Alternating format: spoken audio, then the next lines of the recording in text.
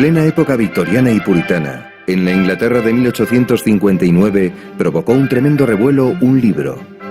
Se trataba del origen de las especies de Charles Darwin. Los ánimos se inflamaron más en 1871, cuando otro libro suyo proclamó ya sin ambajes que entre hombre y mono no hay diferencia esencial, sino solo de grado. Durante décadas, el recelo de muchos teólogos hacia el evolucionismo se basó en su apariencia de doctrina materialista y atea incompatible con el cristianismo. Esa percepción no era del todo injustificada, pues algunos esgrimían el evolucionismo como arma contra la religión. ¿Cómo iba a reaccionar la Iglesia Católica? La Iglesia, por varias razones, no tomó postura acerca del evolucionismo. Me parece que la Iglesia, durante un periodo de cientos de años, habitualmente no ha tomado posición sobre nuevas ideas. Espera prudentemente. Esa prudencia favoreció el rápido desarrollo de una corriente evolucionista en el seno de la Iglesia. Desde el principio hubo autores católicos y cristianos que defendieron la compatibilidad de la evolución con la doctrina cristiana.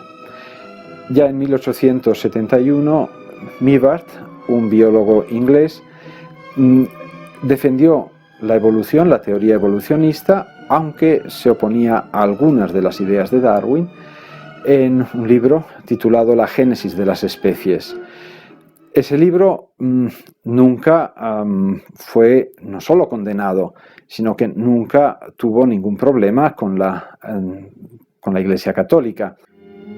Darwin, en cambio, se sintió obligado a responder a las críticas de Mivart, que no estaba de acuerdo en que la selección natural explicara tantas cosas como pretendían los darwinistas.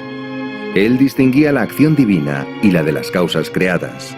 También en España, en pleno siglo XIX, surgieron ya prestigiosos defensores de la hipótesis de Darwin. También fueron evolucionistas, aunque con una cierta prudencia, el cardenal español Ceferino González y el teólogo Arintero, uno de los más importantes teólogos místicos españoles de finales del siglo XIX. Arintero, en especial, era biólogo.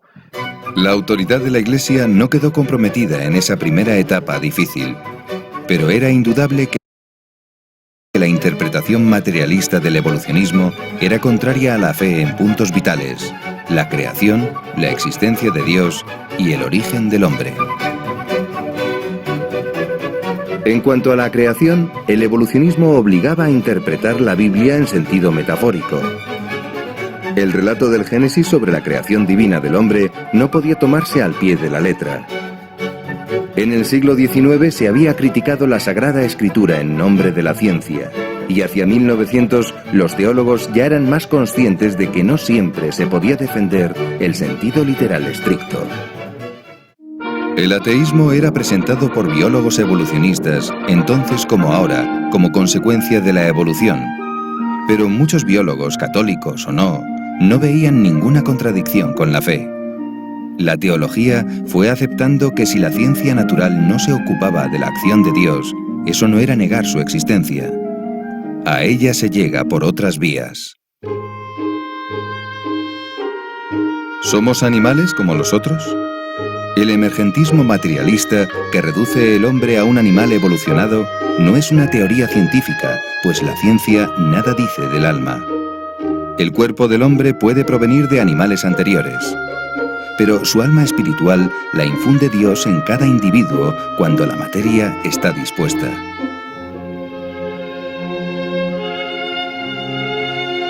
Las reticencias se iban desvaneciendo con el tiempo. Para 1930 se publicaban libros de teología católica resolviendo las aparentes contradicciones.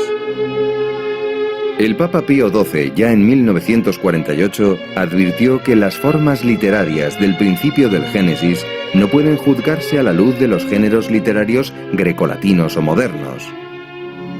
No es lícito, pues, negar ni afirmar en bloque la historicidad del Génesis. El Papa matizaba mucho. Si se afirma que los relatos de la creación no contienen historia en el sentido moderno de la palabra, se podría entender que nada tienen de histórico. ¿Es así? No. El Génesis refiere la verdad en un lenguaje simple y figurado. Eso era muy distinto del creacionismo, aún hoy vivo en Estados Unidos.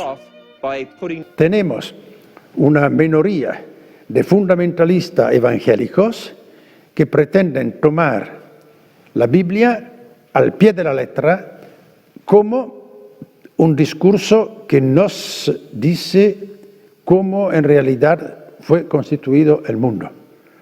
Y ellos se llaman creacionistas. Entonces, una vez más, resulta usurpado el término. El término de por sí, creación, no implica para nada que se tome el libro del Génesis como un cuento verdadero de tipo cosmológico. La declaración más solemne de la compatibilidad del evolucionismo con la fe católica la tenemos en la encíclica Humani Generis de Pío XII. En 1950 declaró que nada se opone a estudiar la hipótesis de la evolución del cuerpo humano. Ciertamente, el alma de cada persona humana es creada directamente por Dios. Con gran prudencia, la encíclica alienta a examinar seriamente las razones a favor o en contra de la evolución humana a partir de una materia viva preexistente, con tal de que todos estén dispuestos a obedecer el juicio de la Iglesia. A ella encomendó Cristo interpretar las Sagradas Escrituras y defender los dogmas de la fe.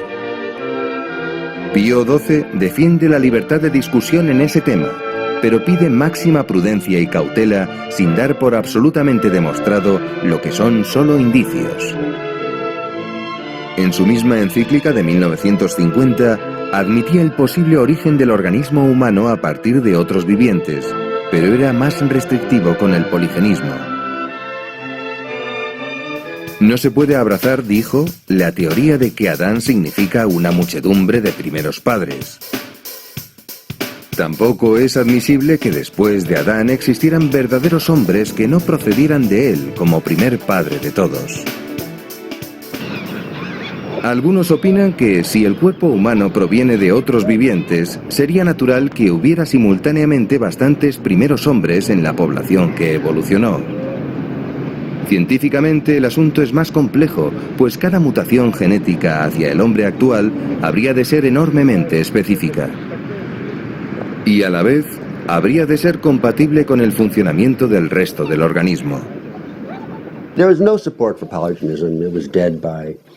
No hay apoyo para el poligenismo. Estaba muerto para la primera década del siglo XX y la secuencia del ADN, desde luego, hace posible remontar el origen del hombre a un hogar original en África. Y desde África, irradiación a Europa y Asia. Existen hoy posibilidades científicamente aceptables para explicar el origen monogenista del hombre actual. Ya Pío XII parecía dejar alguna puerta abierta. No se ve en modo alguno, afirmaba, cómo el poligenismo puede conciliarse con la doctrina católica sobre el pecado original. Por otra parte, el Catecismo de la Iglesia Católica no menciona el problema del monogenismo. El Concilio Vaticano II, sin entrar en la problemática de la evolución, dio importantes orientaciones. La Gaudium et Spes ha due sottolineature. La Gaudium et Spes subraya dos cosas. La primera, recomienda a los católicos que no caigan en las actitudes que puedan llevar a pensar que hay incompatibilidad entre ciencia y religión. Y en el número 44 de la Gaudium et Spes, el Vaticano II dice claro que la verdad sobre el hombre se construye también con el trabajo de la ciencia. El concilio recordó además que el fin del hombre es conocer y amar a Dios, relación de amor que se realiza plenamente más allá del tiempo, en la eternidad. Por eso, Dios creó al hombre a su imagen y semejanza. Al decir el relato de la creación, hagamos al hombre a nuestra imagen y semejanza, nos está diciendo que nuestra vocación es ser como Dios. No por nosotros mismos, sino por la acción suya creadora y la acción suya salvadora, para ser como Dios. ser y vivir en el amor. Juan Pablo II trató de la evolución en diversas ocasiones. Subrayó que la Biblia nos habla del origen del universo no como un tratado científico, sino para mostrar las relaciones del hombre con Dios y con el universo. Eso subyace en el simbolismo del Génesis. Es un texto que fue escrito para todas las épocas. No fue redactado especialmente para hombres que han seguido cursos de relatividad general o de biología molecular y todas estas ciencias modernas.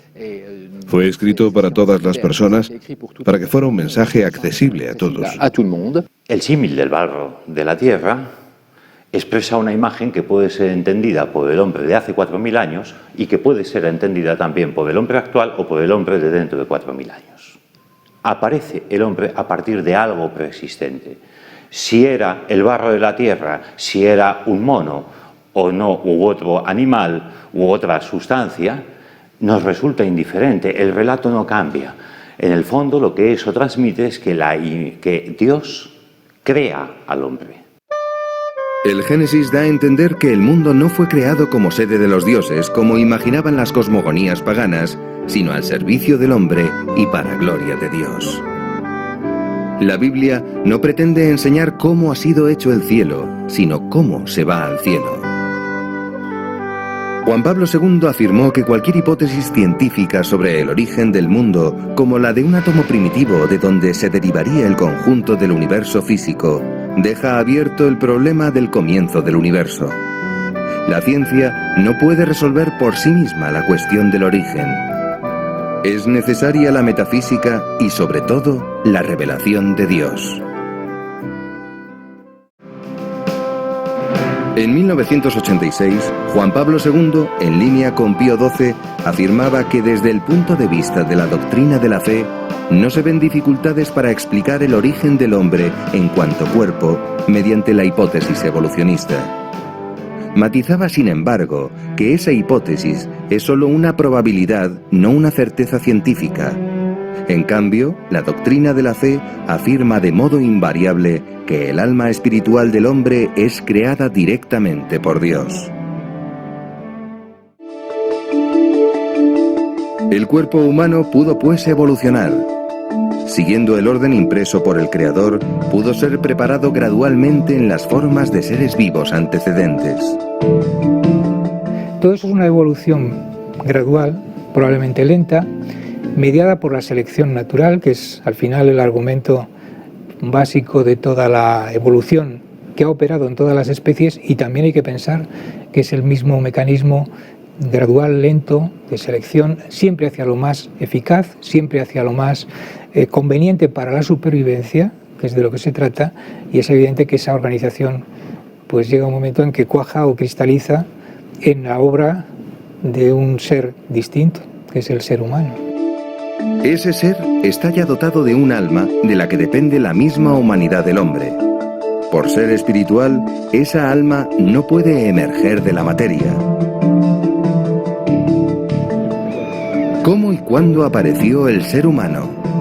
La ciencia todavía no lo ha averiguado, pero el sentido de trascendencia del hombre intuye una respuesta.